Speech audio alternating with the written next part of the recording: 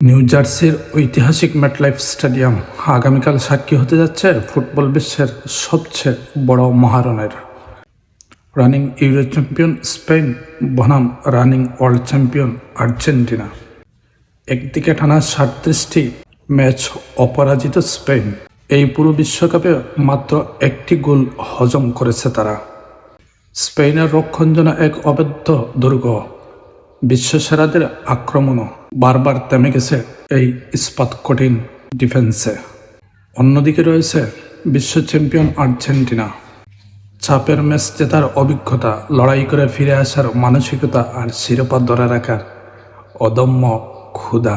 আজকের সবচেয়ে বড় প্রশ্ন, স্পেনের এই ইস্পাত কঠিন রক্ষণ প্রাচীর ভেঙে কি আর্জেন্টিনা গোলের পথ খুঁজে পাবে, নাকি স্পেন আবারও প্রমাণ করবে তাদের ডিফেন্স ভেদ করা প্রায় অসম্ভব।